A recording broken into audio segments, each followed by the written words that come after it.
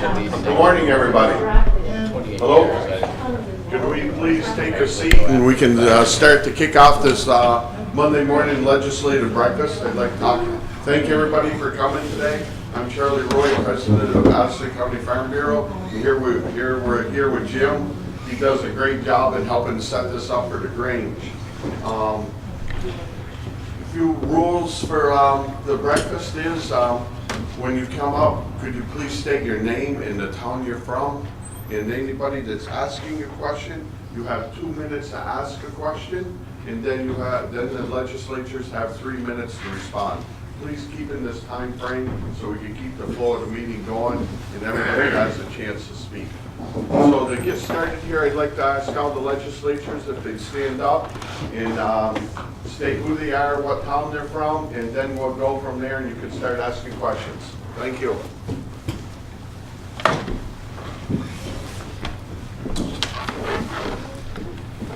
Representative Terry Norris. I'm from Shoreham. I represent the Addison Rutland District, Benson, Orwell, Shoreham, and Whiting. And I serve on the House Ag and Forestry Committee. Mari Cordes. I serve on the House Healthcare Committee, and I live in Lincoln and represent Lincoln, Bristol, Moncton, and Starksboro. Good morning, everyone. I'm Ruth Hardy. I'm a senator for Addison County and Buell's Gore and Huntington also. I live in East Middlebury, and I serve on the Senate Agriculture and the Senate Education Committees. Matt, get right up to the mic. Thank you. Do introductions. Cool. Hi, good morning, everyone. Matt Byrong, Representative Addison 3 for Jens, Panton, Ferrisburg, Waltham, and Addison. I guess those are the legislatures we have so far this morning. Would someone like to kick this off with a question, please?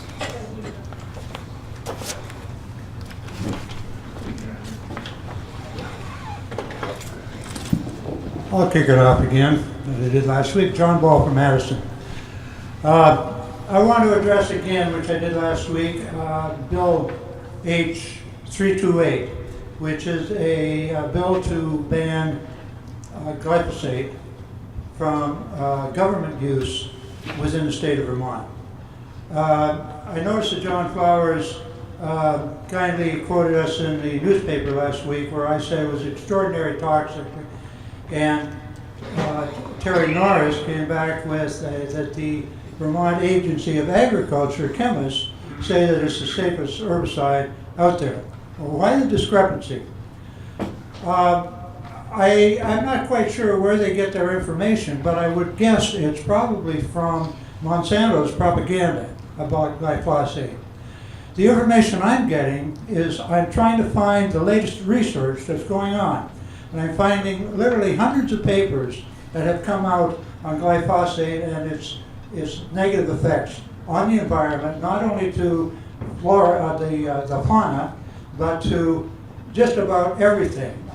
The humans supposedly it's safe for because we don't have the pathway that develops amino acids that plant do. And it doesn't kill us directly. But one of the things it does do is it completely destroys our gut bacteria, the microbiome that is so important to us, and we're finding out more and more how important it is.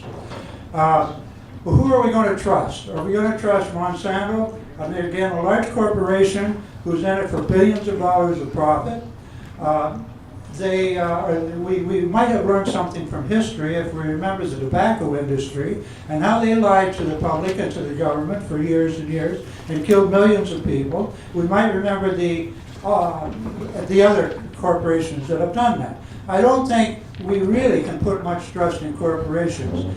Terry, if you're interested in information that I'm getting, I'd be glad to give you sources to get to the bottom of this. Thank you.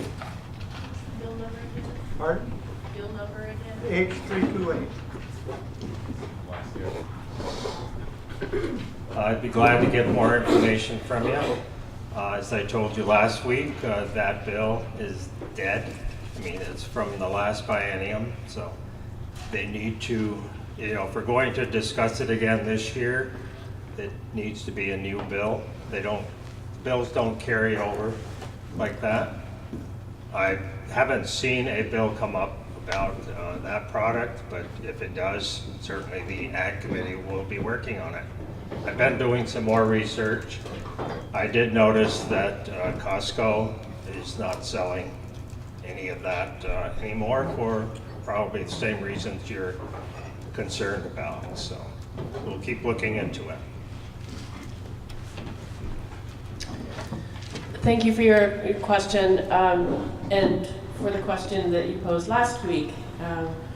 The deadline for introducing new long-form bills was the end of January, but I did hear what you had to say, and I did sneak across the finish line a bill that it has been drafted to ban glyphosates. It's a very simple bill that needs much more discussion, but I did want to get something introduced. So as I learn more about it and work with other stakeholders, I'll share more information about it. You're welcome.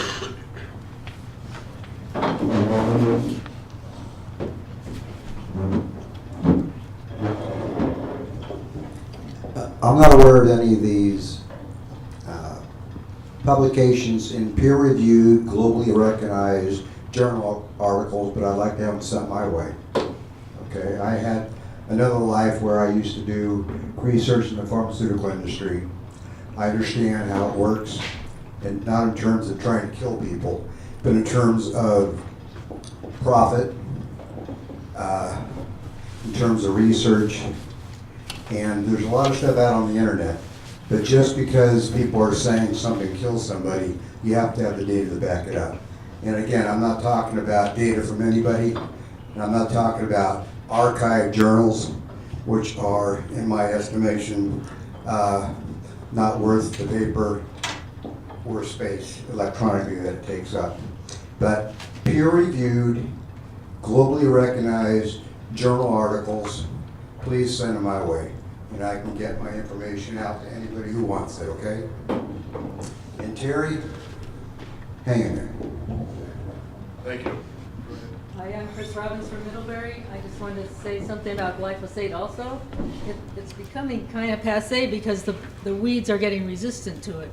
So Monsanto has gotten permission from the EPA to use 2,4-D and dicamba in their herbicide-resistant crops, and those might be even worse. So I think we should look at all of them before we ban one that may be even safer than those other ones. Dicamba is very notorious for drifting over onto other crops and killing gardens and trees and pollinator vegetation and everything. So they're just moving from one to the other as the weeds get resistant. So, you know, look at all of them. Thank you. Do we have another question here, please? Go ahead. If I can just follow up, sorry I didn't get this gentleman's name, but I can give you some figures directly from the CDC, Center for Disease Control, regarding the increase in a number of degenerative diseases, neurodegenerative diseases, but I'll pick autism in particular. Autism in 1975 had a rate of about 1 in 5,000. By 2000, it had risen to, get my figures here, 1 in 250. By 2010, it was 1 in 100. 2012, 1 in 88. In 2015, it was 1 in 36. That's an exponential curve. And if we follow that exponential curve and extrapolate it, we're looking at children with autism 1 in 3 by 2035. The other neurodegenerative diseases, including Parkinson's and Alzheimer's, which some of you might think I'm starting to suffer from, also follow this exact same curve. This is the curve of the introduction and use of glyphosate in the environment. It's ubiquitous, and we're getting drenched with it in the air, the water, all over, our food particularly. Thank you. Thank you. Do we have another question? And please state your name and the college you're from, please. My name is Peter Grant from Bristol. My question is, what is the latest news on school consolidation or unconsolidation?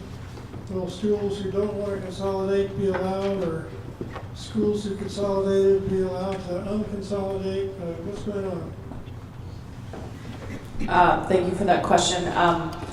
So as most of you know, a few years ago, the legislature passed Act 46, which required most school districts to merge into larger school districts. Here in Addison 4, your districts merged into the, I think it's called the Mount Abe School District now. So all of the school districts in Addison County have now merged into larger districts, and so we have three: the Mount Abe, the Addison Northwest, and the Addison Central District. There are about 50 districts that didn't meet the final deadline for creating a plan for merger, and I think about 35 of those have brought suit against the State Board of Education, the Agency of Education, in some cases the supervisory union where they are located, because they don't feel like they should merge. And there was a deadline of last July 1st that required districts to either have merged, or the State Board of Education would present a plan to merge those districts, or not merge those districts in some cases. Some of them were allowed to be left alone. So right now those districts are under State Board of Education order to merge in whatever configuration the State Board felt was the most appropriate. But there is a pending lawsuit, or I think maybe 3, I can't remember how many there are, but there are multiple lawsuits happening right now. Last week the House took up a bill, H87, I believe it was. Is that right? Does that sound familiar? 47. 39. H39. That would, first there was just a proposal for just a delay for any of the districts that had been required to merge by the board and by the State Board of Education, but yet had not yet merged. That amendment failed for just a blanket delay. And then there was a more complicated sort of compromise that was called the Conlin Amendment, after Peter Conlin, who's one of our Addison County legislators from Cornwall. And that amendment was allowed a delay for some districts and not other districts, depending on how far along they were in their process of merging, how integrated they were with the other districts in their state. And my understanding is that Representative Conlin worked with the Agency of Education and the State Board of Education to try to figure out which districts were where. That amendment did pass, so H39 has now been referred to the Senate Education Committee, which is the committee on which I serve. We just got it on Friday. I don't believe it's scheduled to be taken up this week because we have other bills in the hopper. But that's the status right now. There also, as I said, is a pending, I'm taking time because this is complicated, but there's a pending lawsuit, or multiple pending lawsuits. I've heard that there is a potential for some type of preliminary ruling or delay from the courts due out, I believe, February 15th. So we may hear from the courts before the Senate actually takes up the bill, which may be a prudent thing to do to try to figure out how the courts are going to rule. So that's the status right now, but it doesn't affect you guys here in Addison 4 because your districts have already merged. Thank you. Yes. Good morning, Dave Sharp from Bristol. Having had a little bit to do with Act 46, I strongly encourage the legislature to let the court process play out. I think it's a huge mistake for the legislature to mess around with the third branch of government. Let the court process work out, and then the legislature will undoubtedly have work to do after the court decision is rendered, and that would be an appropriate time for the legislature to weigh in. So I did have another question actually about schools, and that was our school here, Mount Abe, efforts have been made by the school board to renovate that school. It's in desperate need of renovation. In my retirement, I'm coaching 8th grade basketball over at Mount Abe, and I'm having a ball doing it. But if you walk in the halls or go in the restrooms, it's a building that desperately needs to be renovated. It was built in 1967. It's had a little bit of work done since then, but it desperately needs work, and I'm hoping that the legislature will find it wise to once again invest some capital money into school renovations throughout the state. Mount Abe's not the only school that is in desperate need of some capital investment. Thank you, Dave. I believe actually there is a bill. I haven't seen the language yet. It's in the House. I believe it's Representative Conlon's bill about potential assistance from the state for specific capital improvements at school districts. But there are some requirements for basically numbers of students, basically not wanting the state to invest in school districts or school buildings that may not be here in 10 years kind of thing, is my understanding. Again, I haven't seen the language. But I was hoping the Senate committees try to get out and do little field trips around the state. I think I mentioned this at a previous breakfast, and I actually was hoping to get the Senate Education Committee to come and see the high school here to sort of see what we're talking about in terms of buildings that need attention. So that's pending, so hopefully we can make that happen at some point soon. Thank you. Would someone like to ask another question? Thank you. I'm Cheryl Mitchell from New Haven. We're sheep farmers, but this is not a farming question. I was delighted to hear that legislation has been introduced to really support the early care and learning communities in our state, and I wanted to let you know what was going on in Addison County, which at this moment doesn't need any legislation, but the legislation that's been introduced would greatly support it. So we have what's called the Early Care and Learning Partnership that's bringing together doctors, child care providers, parents, and the business community, all of whom are struggling with finding child care, recruiting employees because there's not enough child care, for parents paying for child care, and for the providers having adequate wages so that they can stay in the field. So my question is, I think a lot of you have signed on to this legislation. What other support we can give you in letting you know how important this issue is, early care and learning?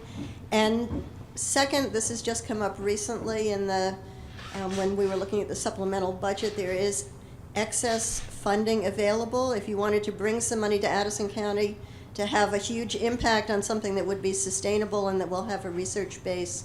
I would encourage you to talk to us. Thanks. So thank you, Cheryl. And yeah, I just want to give a shout out to Addison County. We are often looked at as one of the model counties in terms of how we collaborate and provide early childhood education. So it's kudos to Cheryl and her many years of work, as well as many, many other people in our community. There is a bill, again, I can't remember the number. Mari, you probably know the number. There's a bill in both the House and the Senate that addresses early childhood education. The bill would provide an increase to the subsidy that low-income families receive to provide childcare to their kids. That has not been increased in, I believe, over 8 years, 10 years perhaps. So it's not kept up with the cost of childcare.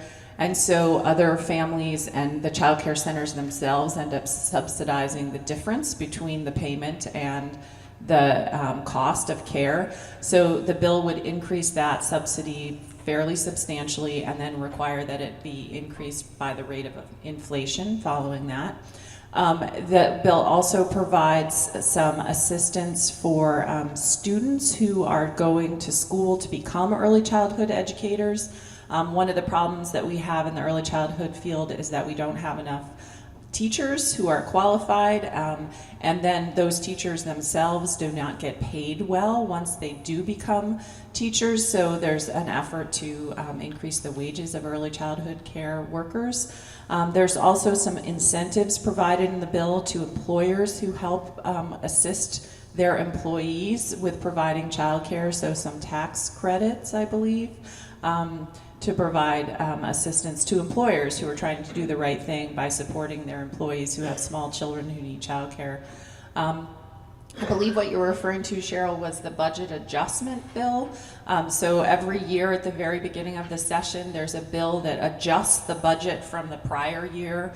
You know, a budget is just a plan. It's not a set in stone thing. So sometimes things change, and there's either sometimes, in the case of this year, we're lucky, there's some extra funds available, and often there are deficits that we need to take care of, but this year there is a little bit of extra funding available, and some of it is going toward child care or early childhood education programs. The budget adjustment is just now being discussed in the Senate, so I can't remember exactly the provisions, but Mari might know from the House, so I'm going to just let her chip in too. Thank you, Ruth, and thank you, Cheryl, for bringing the issue up. So everything I agree with and support that everything that both of you said. I do actually want to also point out that the proposed budget from the governor's administration actually cuts funding for reach-up programs, which would decimate parent-child centers. And if any of you have worked with, especially the Addison County Parent and Child Center, the work that they do, they go above and beyond. They provide services outside the typical realm of a parent-child center to serve the children and families in our community. They have excellent outcomes, and the work that they do is very efficient financially. So it makes, from my point of view, and from many others, especially those that work in early childhood education and care, it makes no sense to pull that rug out from excellent organizations that are already doing really good work. Let's support them so that they can continue doing their good work, so that we can pay those educators a livable wage, and so that we can make sure that they are getting their own continuing education and professional development. So please stay tuned about this issue. What would help is having constituents reach out, both to legislators, including me. The more we hear from constituents on whatever side of whatever perspective you have, it's very important. And you can also send a message to the governor's administration about how you feel about this kind of defunding. And it's kind of squeezing the balloon. It's taking money from Reach Up to put it somewhere else and make it look like it's helping, but it's just squeezing the balloon and hurting one area that does already a very good job at what they do. So, and finally, I did sign on to the child care bill, so I'm a co-sponsor. Thank you. Go ahead, sir. Hi, I'm Dave Silverman from Middlebury, and I brought a couple of Mary Hogan fifth graders with me today, and one of them would like to say a few words to you. Hi, my name is Nava Glickman, and I am a student at Mary Hogan School. I am in 5th grade, and I support banning plastic bags, not only town-wide, but statewide too. I support banning plastic bags because of the Great Pacific Garbage Patch. Plastic bags and plastic straws get caught up in ocean currents. Then sea animals such as turtles and fish get trapped in the plastic and die. Also, plastic breaks down and fish eat it thinking it's food and also die. I would like it if the representatives here would come up and tell me if they support banning plastic bags statewide. Thank you.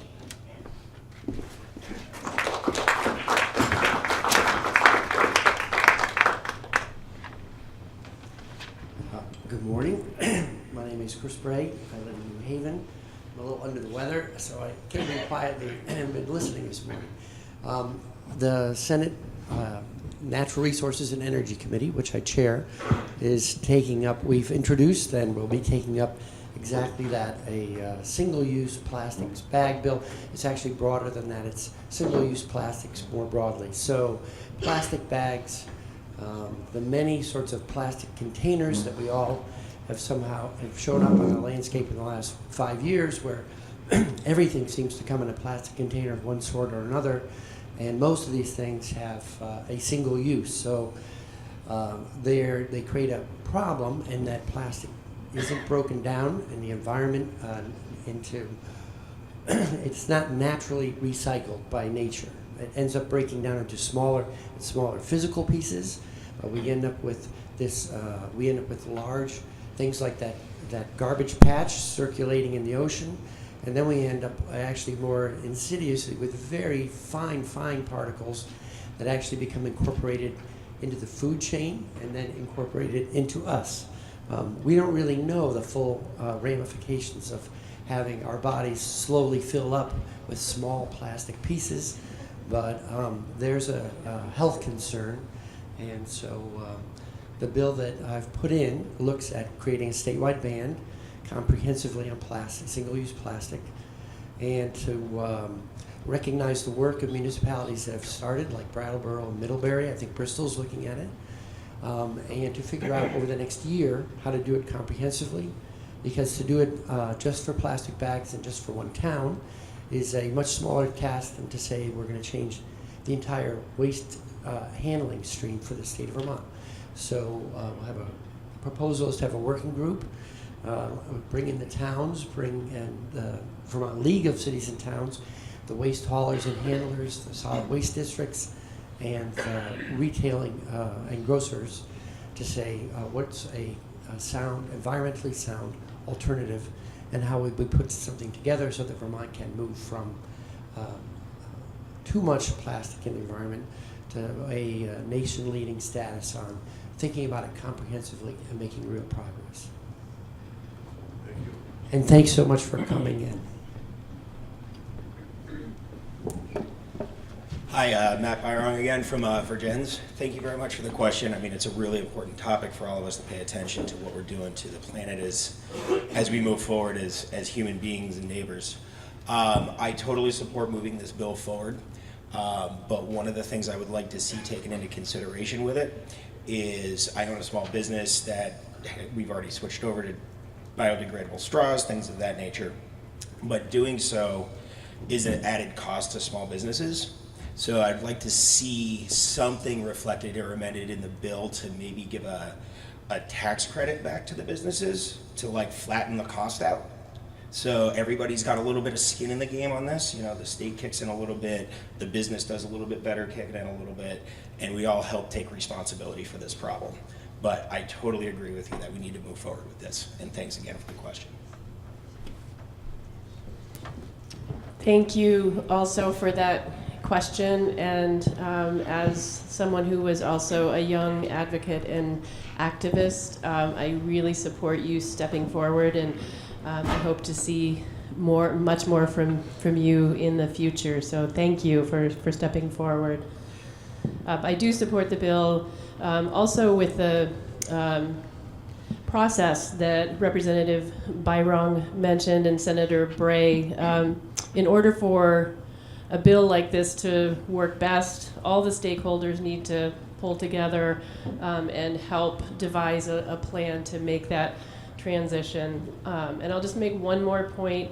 I do support banning plastic straws as well, or transitioning to that, but I want to make sure that we are also protecting our communities of people with disabilities. Many of them do need straws in order to drink, and there are not viable alternatives.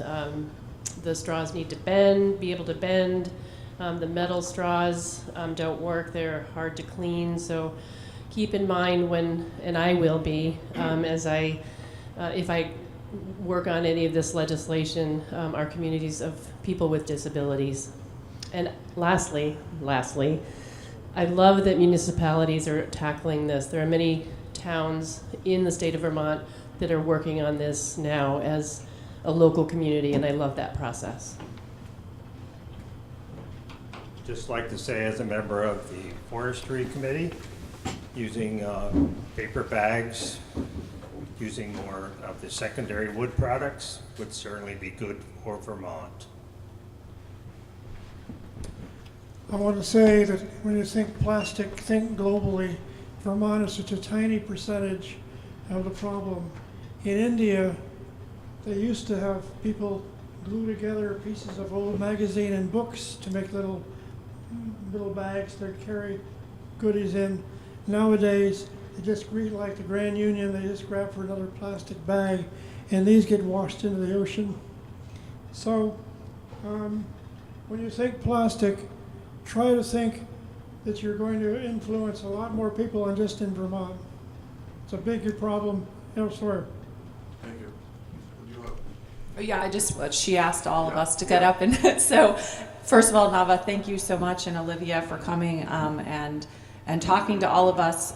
We all love to hear from kids, and I think it's really impressive that kids are really taking on this issue strongly. I've heard from many kids about this, and I think that they really think of this as the world that they're inheriting from us, and they don't want it to be filled with plastic waste. So I commend you for taking action and coming and talking to us, and I am definitely supportive of this kind of effort. I think Mari makes a really good point about people with disabilities and straws, and Matt makes a good point about making sure that we're conscious of how it would affect small businesses. But neither of those are reasons why we shouldn't be able to move something like this forward. So thank you so much. Spencer Putnam from Weybridge, and I do support this legislation, but I'd like to make the point that the Addison County Solid Waste District has begun accepting plastic film. So there's no excuse for throwing plastic in the waste stream. Also, these plastic bag bans do not extend to all kinds of plastic.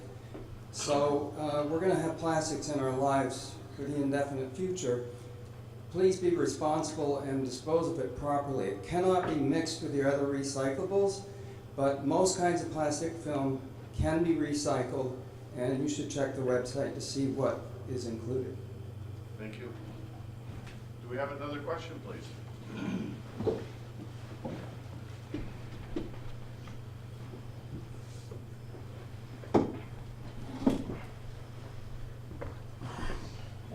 Morning, I'm Jeff Cobden from Weybridge, and the minimum wage, which got vetoed last year, sounds like the veto might not hold this year. My main concern is that, presuming somebody's putting in a bill for it, that the 6-year waiting period be cut at least in half. If we put it off, children who are now in families which are basically deprived by having a parent working for $10 or so, that's half their public school career if you have a 6-year phase-in to get the minimum wage back to what it used to be when it was at its height. And that's the main point. I think listening to the small businessmen, there are some things that can be looked at. New York's going that way. Massachusetts is already pretty much there. The people on the Connecticut River, more taxes will come from people earning more. Some of that could be used to have a temporary tax break for really small businesses on the Connecticut River. So that there's some details that could be looked at that way, but it's important. It's ridiculous trying to live on what is now minimum wage, and a lot of families are. Thank you. Thank you. Please. I haven't seen a bill drafted in the House yet. I mean, I know there's definitely one coming. I'm on the committee for Housing, General, and Military Affairs, which actually oversees all of the labor policy. So we're hip deep in the paid family medical leave bill right now. I have not seen any text or content on a minimum wage bill right now, but I believe was there something introduced in the Senate already? Yeah. Yep, exactly. So I know the rough framing of that, but it's basically the same outline as the one that was introduced a few years ago, or last year, maybe with some changes. I think it's essentially the same bill. It's in the Senate Economic Development Committee right now. And it does extend out to, I think it's 2024, so it's actually 1 year shorter than it would have been last year because time has moved forward. So yeah, they're taking testimony on it right now, and I believe you'll probably get it after it's out of the Senate. So that, but who was it that just asked this question? I'm sorry. So yes, we are moving forward with looking at this, and like with a lot of issues, there's a difference of whether or not you're in Chittenden County versus the rest of the state. And I mean, I was just in Burlington last week, and there's a new bagel shop on Church Street, and they're advertising with a big sign that says, you know, now hiring $15 an hour. So I think there are some small businesses and others, or businesses just in general in Chittenden County that are going to get there a lot faster. And here in Addison County, where we have a different type of economy, I think the extension will be beneficial for some of our smallest businesses. But we will get there, and I think there's pretty broad support for it this year. Thank you. You have a question, please? Peter Grant again. Be careful when you raise the minimum wage, because the federal government and state governments both supply help for those who don't have much money. So I understand that if the wage was raised directly to $15 with no other adjustments, that some people would have less money to spend. So try to be careful not to have a negative overall effect on people.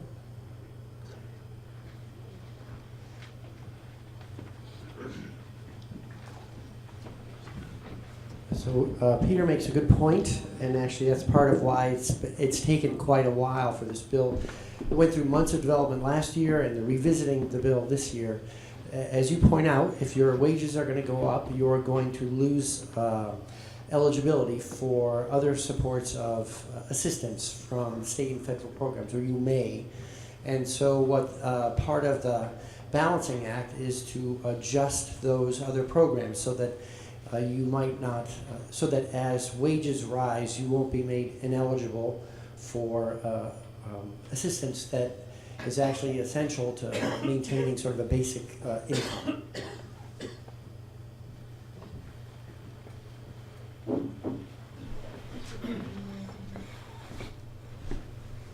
When we first started this session, we had a economist come in, and he said with the low unemployment rate in Vermont and the lack of actual workers, probably by the time this minimum wage bill matures, the minimum wage would be that high just because there's just not enough workers for all of the jobs. So they're going to have to start paying more for each job anyway. So it's a thought.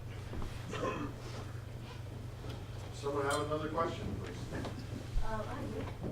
Okay. We've heard a little bit about volunteer, like that business who's volunteering to start with $15. And I was thinking about that with carbon tax as well. A friend just said, boy, if there was a volunteer carbon tax, I would be paying it because I want to put money into these other things that I want to pay for my pollution. So I'm just wondering, from people here in the legislature, has there been thought of having a ramp up on some bills with a volunteer thing, just to activate the sort of the, what would you call it, the heartful going forward because you feel it's a good thing, whether it's you're made to do it yet or not, and how would that play out as far as stimulating that willingness to think about it and decide people want to do something before they actually are made to do it. And that one other little part around that, for instance, with a carbon pricing kind of thing, it seems like there are so many of us who are aging in our Vermont, and we have time on our hands and a lot of experience to do voluntary things in our, say, rural areas, for like creating maybe a public transportation situation. If there was a grant we could apply to using some of those funds for carbon pricing, like getting an electric vehicle for a region, and then volunteer people are doing the public transportation. So bringing that will to help out and bringing people together for some of these things we need. Red light. Thanks. Okay, thank you. Would the legislator like to speak on this, and then we'll take your question?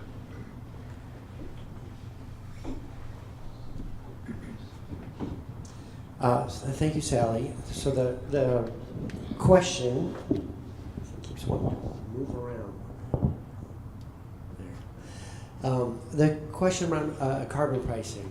So we already pay a price for carbon, and the question is, do we call it out explicitly and build it into the price of the products we're buying, so it's built into the fuels, or do we pay it in other ways? For instance, one of the things we're appreciating more and more and understanding better and better is climate change, how it's driven by greenhouse gas emissions in Vermont.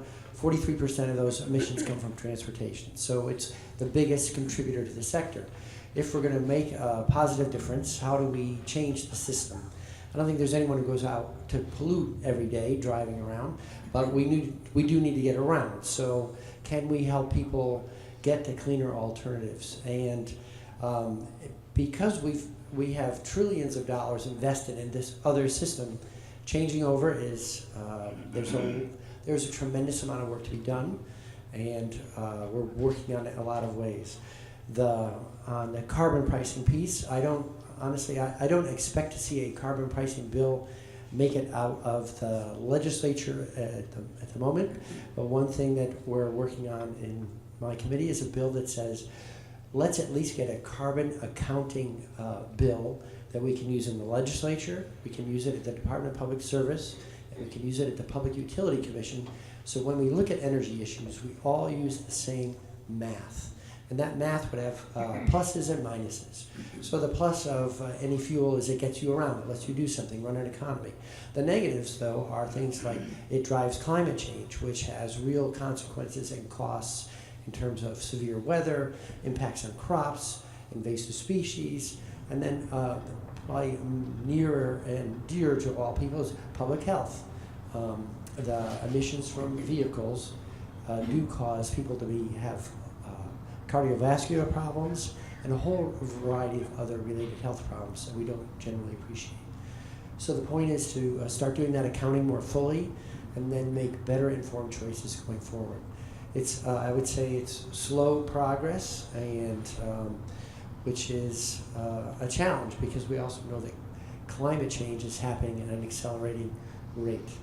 One last quick thing is on, I think it's a great idea what you mentioned about local transportation. I mean, one way to make an immediate, very cost-effective change is to make it more possible for more people to use public transportation, whether that's actor or carpooling or just safer roads for people biking or walking. There's a variety of things we should be doing. So it's an all-hands-on-deck moment for transportation and climate. Thank you. Okay. Go ahead and ask your question, sir. If the Reverend has a question, I'm willing to yield to him. But This is the same, I think this is the same. Are you, John, are you talking about the same topic that Sally brought up? yes, I am. So what, you want to go ahead? Well, thank you. It's a pretty known fact that a car traveling about 15,000 miles a year and getting about maybe 22 miles per gallon would emit about 6 tons of carbon dioxide. And that's a pretty hard thing when you consider that there are over 500,000 cars in Vermont. An electric car would emit 0 carbon dioxide. Now, remarkably, Governor Scott included in his budget a goal of 10% of the car sales in 2025 be electric vehicles, and in 2035, 25% of new car sales be electric vehicles. I'm not sure that Vermont has the infrastructure to handle such a huge influx of electric vehicles, but I think the governor's plan really should go forward, and it's the state legislature who could put together all of the needed infrastructure so that we hit the ground running, rather than people buying electric vehicles and finding that it's a long way to the next charging station if they can find one. Thank you. Thank you. I hope I can remember everything now that I let 2 or 3 people go ahead of me when I wanted to answer Sally's question too. But very good points. I love your idea again about using local ideas and groups of volunteers to potentially create a transportation system using electric vehicles. There is a plan and a recommendation to use the funds that the state got for the lawsuit against Volkswagen for their Volkswagens for the fraudulent clean emission aspects of those vehicles. I had one of those hoping that it really was a clean energy vehicle, and it was not. So one of the recommendations that I'm very interested in is using that funding to direct funds to low and middle income people who voluntarily would be interested in owning a used or new or leasing an electric vehicle, plug-in hybrid or a regular hybrid, and then putting some more of those funds towards helping to increase the infrastructure. As someone who owns or is leasing a plug-in hybrid, I can say that there is infrastructure across the state, but because many more people are getting electrified cars, it's not enough. So we do need more. We need to focus on allowing people who normally or otherwise would not be able to afford to lease or buy on one of those vehicles, give them the opportunity if they so choose. And then another volunteer program that I've introduced a bill with the help of the Starksboro Energy Committee that would set up a statewide framework for voluntary energy labeling of buildings. And I can talk with you more about that, or better yet, Richard Fazy could, but that's a voluntary program that would work like our food program did years ago in lifting up the high quality of Vermont agricultural products and value-added products. So happy to talk more offline about those, and thank you both for your comments. Thank you. Yes, sir. So Dave Solberg from Middlebury again. You know, I was sitting and listening, and my daughter whispers in my ear that she reminded me that this problem is quite broad, and some of the things that we're talking about have their own sort of ongoing problems. With battery technology, for example, cobalt is a major component of a lot of these electric vehicle batteries, and cobalt is mined in some places predominantly with child labor, which is very disturbing and problematic in different ways. And so I think where that goes is just as we, think about our planet and our future, and how livable we want our world to be for people 20, 30, 40 years from now, where many of us won't be here anymore, but some of us will, that we think about it broadly and really think through this issue and not get caught up in the sort of partisan warfare that we often do. A couple of weeks ago, we had some fuel dealers up at the microphone, and they really expressed some real anxiety about where things are going. And how do you deal with all of these different concerns? Like people's livelihoods, but also people's lives. And so I really just urge all of you all of us to come together on this, because this is the generational problem that we face, of all the problems that we have, climate change is the one that it will really impact us as humanity into the future. And we've got to crack this nut. That's all. Thank you.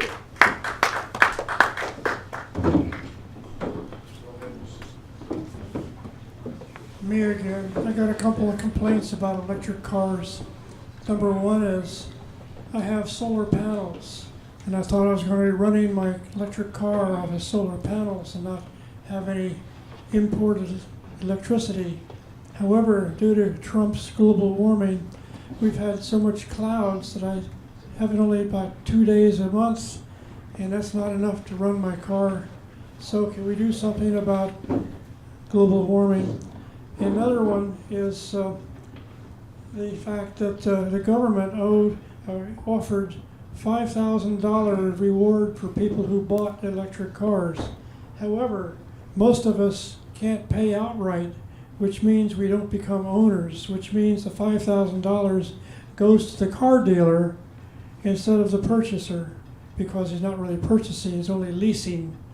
So if we can do something about awarding, this is a government problem, not a state problem, awarded the actual purchaser with some of that $5,000, it would really help get more people excited about it. Thank you. Yes, Donna Scott, North Ferrisburg, Vermont. I know that last week we began a discussion about H57, which is the long-term no restrictions abortion bill. And I'm feeling very awkward about bringing up this topic with young people here because there may be, I'm sensitive to their care and to their concern, and I don't want to say something that is deemed inappropriate for young people. So I am asking the legislators if they would stay for a few moments, maybe after the children leave, so that we could talk about this in a way that's comfortable for everyone, not putting undue pressure on young people. I'm asking now if the legislators would stay and discuss this after me, or anybody who wants to say, everybody else. I don't know what the protocol is, but just trying to be sensitive. Okay, thank you. I have to imagine there's a way to talk about abortion in a way that doesn't offend children. As the father of one of the children, I have to imagine there's a way. Well, this bill, okay, I mean, I don't know. This young woman is not your child, so. That is also true. I don't want to overstep, so I'm asking the legislators, again, if they would stay after the children leave for a few minutes to discuss this topic. I think most of the legislatures do stay afterwards to talk a few minutes with individuals. So you can bring it up to them then. Okay, thank you. Father, would you like? Luke Austin, Middlebury. This may be a concrete way to think about this very difficult subject with our students. It occurred to me yesterday that in Vermont we have an animal cruelty statute. It's in the Vermont statutes. It occurred to me if H.R. 57 is enacted without even a viability clause, then the Vermont statutes will give more rights to cats and dogs. And if I am misreading what would be the Vermont statutes, please let me know how I would be misreading that. Thank you. So, irony of ironies. The Vermont legislature is actually considering a bill that would exempt cars older than 10 years from inspections over this emissions kerfuffle that we're actually beginning to enforce federal regulations that went into effect in 1997 when I was still an auto mechanic. So, the vehicles that pollute the most, the vehicles that contribute the most to climate change and pollution in our atmosphere are old vehicles. And so to the thought of, like, we're trying to deal with climate change, and we're trying to have higher mileage vehicles, and we're trying to move to electric cars. The notion to exempt old cars from emissions testing, just, I find it ironic.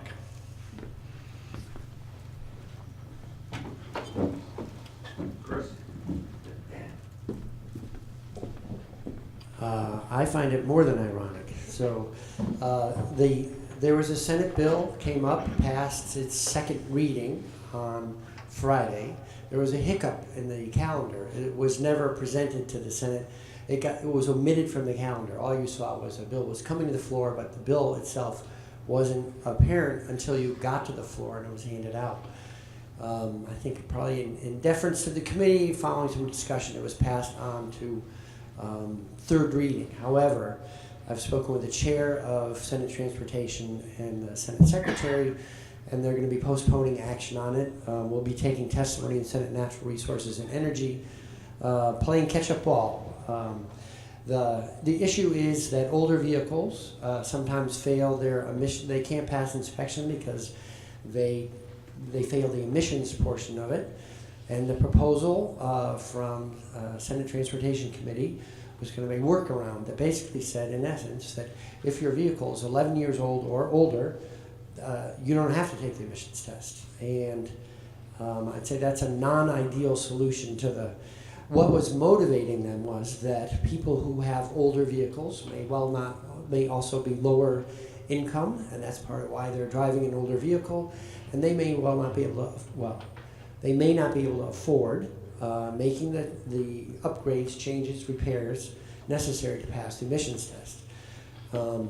So I think everyone on the Senate floor was sympathetic to the notion that we want lower income Vermonters to have transportation, because I call it the curse of Vermont. You get stuck driving an awful lot in the state. It is not easy to use public transportation to get everywhere, especially to work and back. But to exempt the oldest, most likely most polluting vehicles from emissions testing does not make sense to me, especially in this moment of, as you point out, climate change, and we're trying to take efforts, more and more steps to moving to cleaner, greener transportation to exempt out. So it's, I would say, a well-intentioned, sort of a big-hearted move, but I don't think it's based on the best approach for dealing with the public health impacts of it. So we'll be taking testimony on Tuesday. The bill may not be back up for action for another couple of days, because I think it's this is going to be like peeling layers of the onion back. I'm trying to solve it.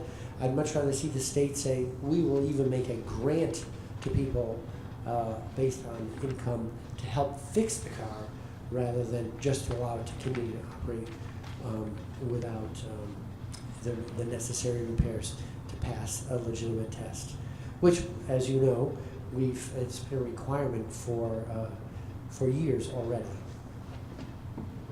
Thank you, Chris. Senator Bray, I'm glad to hear that your committee will be taking up that bill. I just want to point out that this is an issue that we heard about a lot on the campaign trail across the state. I know senators across the state heard this from constituents as we were knocking on doors. I'm sure House members did too, about the juxtaposition between being able to afford to fix your car versus being able to pass the emissions test. So as Senator Bray said, I think this was a big effort to try to help out Vermonters with lower incomes be able to maintain and keep their cars so they can get to work and get to school and get to their to the grocery store, etc. And I think it's a really good example of what Dave Silberman was talking about the trade-offs that we all have to figure out as we're trying to tackle climate change. They're not easy questions, and the solutions aren't always crystal clear. And it's just sort of an example of what we deal with pretty much every single day in Montpelier as legislators, and we're all trying to do the best we can. So I think that it's good that we're going to get more testimony on this bill, and it's good that we'll get more information and hopefully find a better solution. But this was really an effort to try to address the issue of people being able to keep their cars, and if they're at the lower end of the income spectrum. So. Thanks. Go ahead, please. I am going to talk about H57. I will say that this bill does nothing to change what is allowed under current Vermont and federal law and has been practiced for the last 46 years. It does nothing to change that. There are also some pretty fantastical accounts of what occurs that are not based in reality. The two of the procedures that are often talked about are actually against the law and are not practiced in Vermont. The other one, from my colleagues in the state of Vermont through the Vermont Medical Society, are also not practiced in Vermont. So it's important that we're talking about facts. This decision that a woman would make is not something that's ever taken lightly. And some of the situations that women find themselves in are very complex. They might be dangerous, and it's not possible for one body or for other people who have no information about what is going on personally for that person, and may in fact have very erroneous, misleading, and fantastical information. It's not their place either to make a decision like that for a woman. It is up to a woman with her healthcare provider, her faith, her God, to make that decision. And there are, again, I'll reiterate, there are federal statutes that prevent the kind of fantastical things that I've heard in testimony and in emails and in public forums over the last couple of weeks that prevent that. Lastly, as a healthcare provider myself, working with healthcare providers for more than 30 years, while I do very genuinely listen to all perspectives, and I open my mind and my heart as wide as I can, I do find it problematic that people that have reached out to us have such a low opinion of both women and of healthcare providers that they think that they would make decisions like that so flippantly. I can assure you that we don't, they don't. So again, I'm going to reiterate that it is not my role as one person in a body of other people in the State House of elected leaders to make those very personal decisions for a woman that should be made between her healthcare provider, and her faith. Thank you. All right, Dan Monger, New Haven. I didn't say that before. Last Wednesday was incredible, the outpour of people on both sides regarding H57 at Montpelier, particularly considering the icy conditions driving home. There were thousands of people there.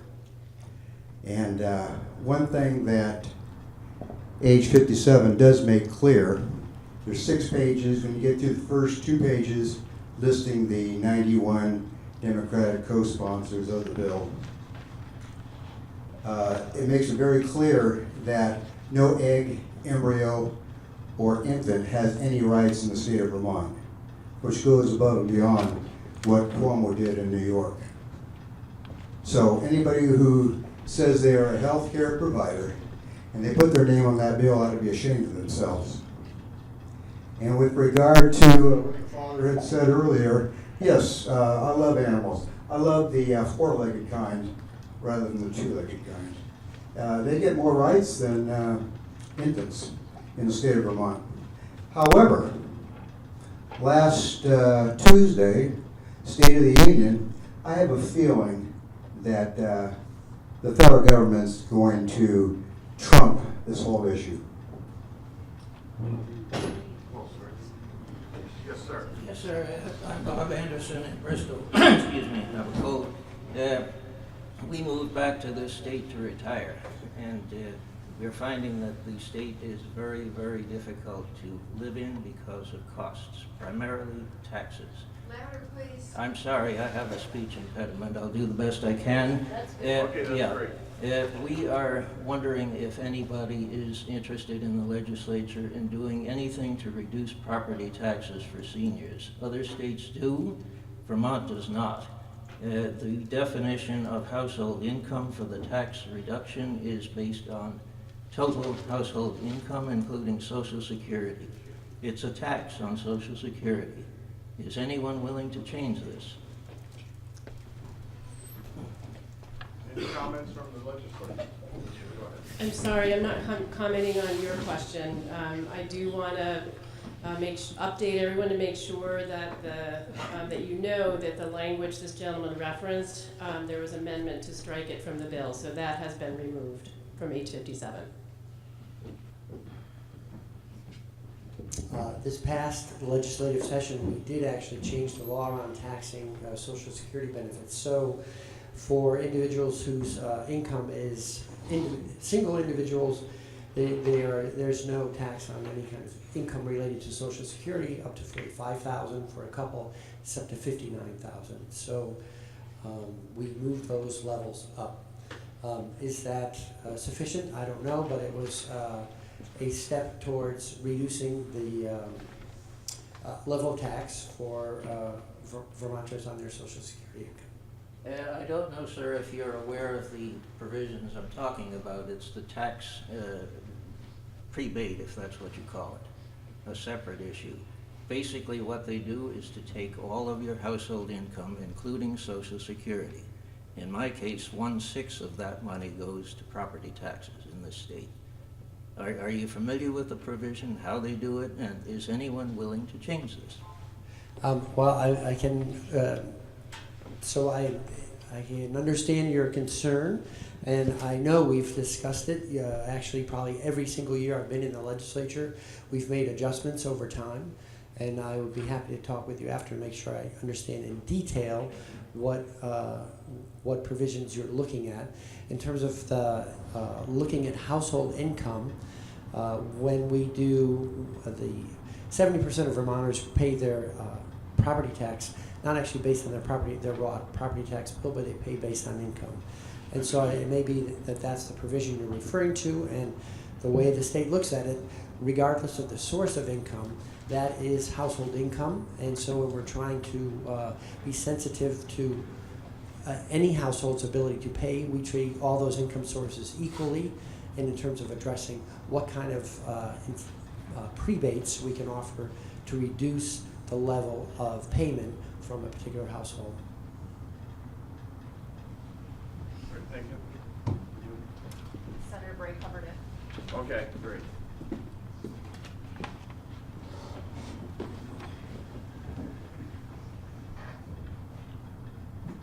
Go ahead, sir. Okay, I got another complaint, this household income. If I rent a room in my house to somebody, I have to pay taxes on their income because their income is part of my household income. And I don't think that is a good idea. Household income for Vermont taxes should be taxed on the people's income themselves, not if they have a visitor or a guest or a renter in their house. Maybe let's speak to that.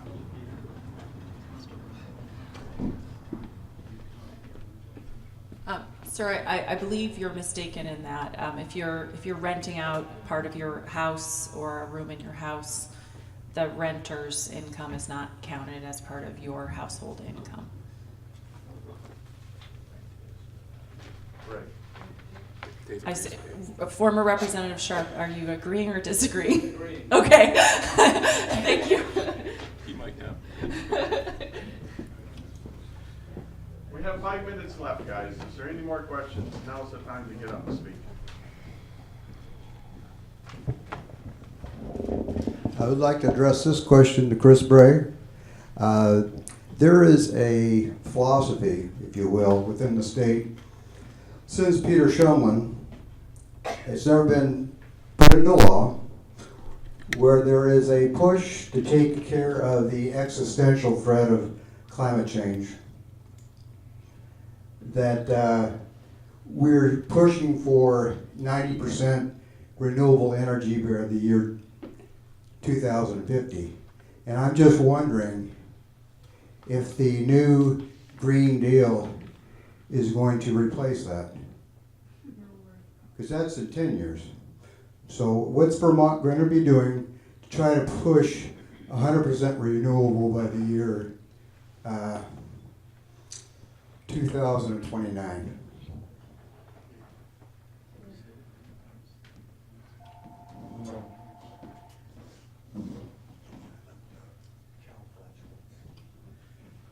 So Dan was referring to the 90 by 2050 plan that the state has. It's referred to as comprehensive energy plan. It's written every 6 years. And the most recent version, which is now already 3 years old, basically does say that by 2050 we aim to have 90% of our energy in the state of Vermont, all of our energy, generated renewably. And I think we are not on track right now to make that target, and we are looking at ways of picking up the pace.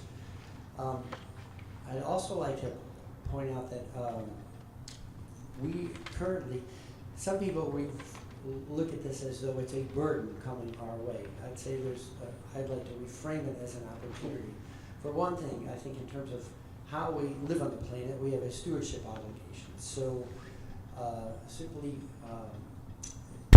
quite literally burning the planet down a little more every single day, sending a lot of unhealthy emissions into the atmosphere is not a sustainable plan. We can see the increasing impacts of climate change.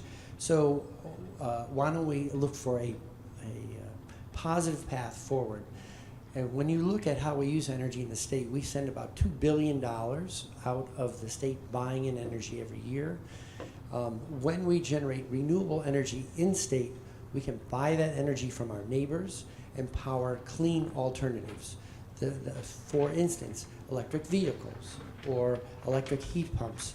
So in general, the path that we're on is increasingly moving towards reducing fossil fuel use, reducing the export of Vermont dollars, and building a stronger local economy that is supportive of living in balance with nature. Dave Silverman said something about thinking big picture. John Muir said, when you tug on anything in nature, you find it hitched to everything else. Where we tend to make our most common mistakes in legislative work, I would say, is when we look at something too narrowly and we don't look at how it's connected to other things. So we've been talking about electric vehicles, but we can also connect that to our economy. We can also connect it to public health. We can also look at environmental impacts. And when we think holistically, the best model for us to look at is nature itself, which never creates any waste. Every process in nature creates an input to another part of the process, and things go in cycles. Unfortunately, mankind has created a way of creating dead-end products that are toxic, that are quote-unquote wastes. We have an opportunity to learn from nature, model nature, and build a more resilient economy that I think will be in Vermont's long-term best interests economically and environmentally. Thank you. One last comment. Can I squeeze in one more thing, Charlie? This hasn't been mentioned yet, but one of the most important parts of Vermont's energy plan is conservation. When we talk about 90% renewable energy, if we can reduce the amount of energy that we use, then we're that goal is more attainable. And there are several important projects, programs in the state, one of which is weatherization. And weatherization not only reduces the amount of energy that we're using, but it saves people money. And in order to do weatherization, we employ Vermonters and keep that money in the state. So I know that's part of what's going on in the legislature, and I think all of us need to think not only about how we change the kind of energy we use, but that we do what we can to reduce our energy drain. Thanks. Thank you. I guess we're going to bring this to a close. I'd like to thank everybody for coming. Have safe travel home.